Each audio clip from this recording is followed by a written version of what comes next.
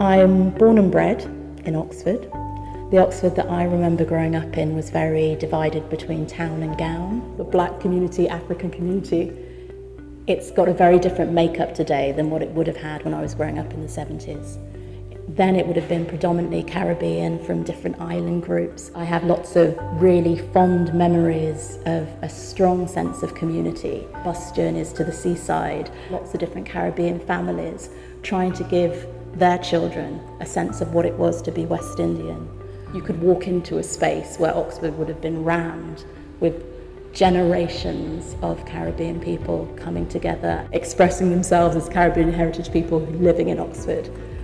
Sometimes there have been challenges. When my friends were trying to get jobs at 16, they'd get me to phone up because I supposedly don't sound like a black person would sound. Lots of friends would make a decision saying, I can't have my hair in a certain way because that will make people uncomfortable, that will make them nervous, and i.e. there will be no job for me.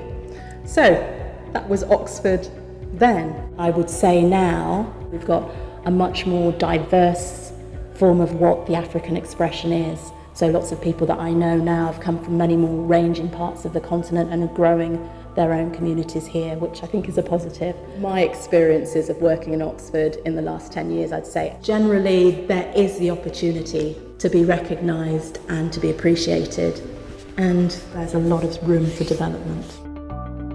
I think there needs to be opportunities and spaces for people of all groups to actually meet and to connect together, be that through some very structured event of, I don't know, be that arts, sports, education, or just socially. There needs to be spaces for people to get what I would call a more rounded experience of what African history and what African culture can be about.